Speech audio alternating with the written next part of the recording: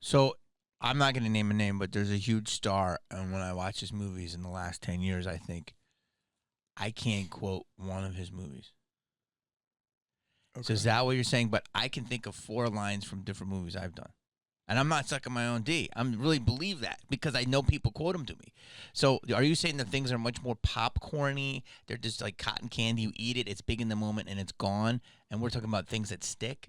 No, I'm talking about Appreciation for the greats? I'll give you an example. Ethan Hawke is the kind of guy. Josh Brolin is the kind of guy. Yeah. They're doing writer stuff. Yes, of course. They're giving back to the younger generation. Yes. They're trying to inspire, and would I do it the way they do it? No, I wouldn't. You do an acting class for somebody the way you teach it, right? Mm-hmm. So my point simply is, and I don't know Ethan Hawke at all. Yeah. But when I see him pop up, he's reading a book at a library, or he's talking about this poet, or he's reflecting back to that engine of creation. Mm-hmm. That's that old school kind of thought process. You're saying there's more commerce now. Yeah, I just interviewed somebody again recently that's an actor but an acting coach, and this, like, he's telling me, dude, it's different. It's different now. As an acting coach, it's different now. He's not just teaching somebody how to learn the craft, and for this camera that we're using right now, he's teaching them how to do a Zoom call audition. but teaching it. Oh my! And don't turn your head too much this way, and don't tilt this way. Oh, where are we at? Well, no. But this is how fast it's going. I know, but here's what I want to say is, and I got to go back to something you said, but that's just not exciting to me. And this business is going to implode on itself. It's going down.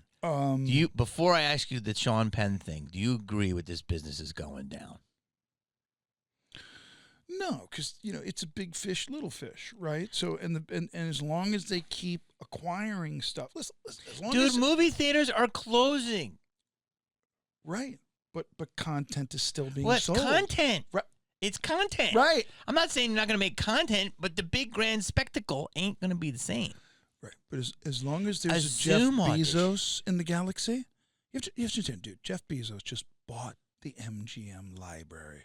Yeah. But you know how long and you're gonna the library was in hold? It's over 10 years, dude. The lawsuit against MGM's library that couldn't allow, like, I couldn't do a sequel to Biodome because it was MGM. Yeah. So there could not be any Brad Cravoy and the Biodome guys couldn't do anything until Amazon bought MGM. So watch this, dude. Watch. Want to see what the business is now? It's always been the rich get rich. Like the big investors, but usually it was studios doing the big money deals, right? Yeah. Jeff Bezos just bought James Bond, dude. Just. Like I know. Yeah, just I know. Buy it. How much? Just how much? Yeah, it's this. Okay. Well, why do you think the sale never happened for 10 years? Because nobody ever came up with enough money. So no one had the money. But as long as there's that bigger fish swallowing, and what that fish now is regurgitating is Barbie. I agree. It's Barbie. I it's agree. a Barbie Hollywood. And listen, I gotta be cool. I gotta be cool. I love Barbie. I'm getting a lot of blowback now. Are you on what? Well, you got blowback on what? I'm not into the Barbie thing at all. You didn't like Barbie? I haven't seen it. Dude, you gotta watch Barbie. Why? Because it's a great movie. Why? I'm going to tell you why. Okay. Here's why Barbie's a great movie. You're really on this spot right now. Go ahead. Okay. Because it was one of 4 movies that you heard of this year. There was 10 movies nominated. I heard of 3. Don't make me come over there and slap you on your own podcast. Do you remember all the movies that were nominated? I don't care about that. Let me explain. It helped prop the movie business I don't care. Oh, hold on. It was a piece of IP was a doll. Right. A doll. Right. And they created a whole world. They created a How was the hilarious movie? Dude, it's fucking hilarious. You laughed. I laughed my tits off. Okay. Dude, and they're perfectly cast. Ryan Gosling's perfect as Ken. She's perfect as Barbie. And there's all these alternative Barbies. And it's a world. And you're like, damn. And it's like, do you beach? I beach. It's so funny. And it's puts a lot of messages in there what people didn't like. But I just thought they were real. Like, dude, you got to watch it. You got to watch it. You should watch it with your daughters. I might have to do that. And your granddaughter. Because you have a lot of females in your life. I'm telling you, they will love it. They've probably seen it. Oh, that's my daughter. Dude, how do you make IP from a doll? Well, that's They easy. created a doll with enough money. But they did it with a doll, and they created a whole world. And the director, she's the biggest fucking female movie how much money ever. it made, right? $1.5 billion. She killed it. Yeah. Dude, it's funny. I don't know why you're But now prejudging. every little kid now. Why are you every hating? young little movie maker now is gonna just want to make Barbie, don't you think?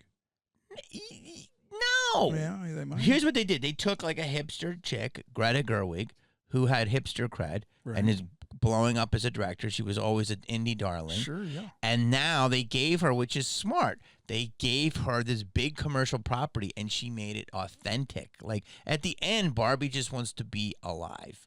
And I think that's what it is. And have a vagina. I'm not going to tell you anymore. But what I'm trying to tell you is, I know, I think that's the end. Listen, Don't dude, tell me anymore. That's perfect. I'm Dude. very intrigued. I loved it. It's funny. And listen, here's the thing though, dude. They took the sensibility of a hipster. It's very inclusive, but naturally inclusive. I'm not even trying to make this Barbie podcast. I'm telling you this. You know naturally inclusive. Do you know what I mean by that? Hi. It's not I'm forced. Steve Baldwin, and welcome to Naturally Inclusive. A new show on Amazon Prime. No, but everything was in it made sense. Like it didn't feel forced. I loved it. I'll probably watch it in a couple years. You gotta watch in it. a couple years. I'll watch Why? it. Why won't you watch it now? When I turn 60, I'll watch it. On my 60th birthday, I'll watch it. But there are listen, I know what you're saying, but there's indie That's terrible. there's indie movies that are also popping up. I'm just saying I think we're talking about two different things. I'm saying the spectacle of Jerry Seinfeld was quoted this week, and he said, I'm gonna try to do the impression. These people have no idea that the movie business is over. I heard him say that. They have no idea. They're working on a set. They're still going. They have no idea. It's done. And that was a brilliant take by him. I mean, dude. He went to the AFI thing. Yeah, because when a movie comes... No, it's him promoting a movie he directed. Oh, and that he's movie, like... right. He promoted a movie as a director, and it looks really good. It's about the Kellogg's thing. I think... Jay Leno went to it. Yeah. Yeah. Is your brother in it? I don't know. Is he? I don't know. It might have Could been. be. Maybe. And he goes, the movie business is over. Like, that's not a bad impression. I got to work on it. So he said that promoting a movie. What a motherfucker. What a pimp that he came in the movie business, directed an amazing movie, it looks like, and he said it's over. Like, that's balls. So I believe him because he's right. He says, when a movie comes out, do you talk about it? I'm not saying you can't make great content. Here's my beef with Hollywood. You ready? So you do have beef, but then okay, go ahead. You ready? Yeah. We can do better, Jamie. Dude, you're wait. Bro, you got to be careful with you saying that. Let me finish. Because you got some great movies under your belt, but then you have that one. Was that one movie? So watch. So what's out now? Abigail's out. It's a good vampire movie. A24 looks like they're putting out a new movie. I don't know. There's all types of stuff. Fall Guy. Fall Guy's coming out. Looks good. It's commercial. Watch. Godzilla. Yeah, dude. Godzilla vs Kong. Right. Looks pretty good. But Fall Guy and Godzilla. Yeah. Are from the 90s. 80s. Well, Godzilla's from the 50s. Yeah. You're saying create new things. Why can't when the machine of Hollywood decides it wants to make a movie that could touch the world, like Oppenheimer? Yep. They do it. There you go. There's an example. So I'm trying to figure out who decides all this. Meaning, wait. I'm being a wise ass to make a point, because I'm sitting here going, Who's running shit? Seriously, because it's King Kong and Godzilla. It's 2024, dude. We're still doing Fall Guy. And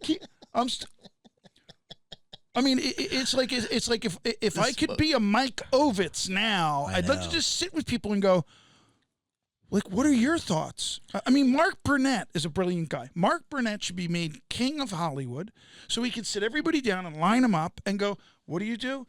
And what movies did you do? And 10 out of 17 of your films failed. Banished from Hollywood. We should do that.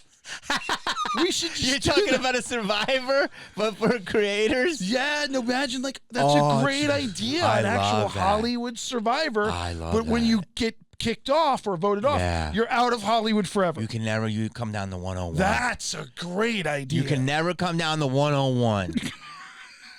Or go up the 405. Never. You may never pass the Getty Museum again. Never. You're banished to the 118. It's the 5 South for you for the rest of your life, scumbag. Dude. Wait, so, okay, I think we're saying the same thing. But Barbie made an impact just because it was something that was commercial. It was still great. And Barbenheimer.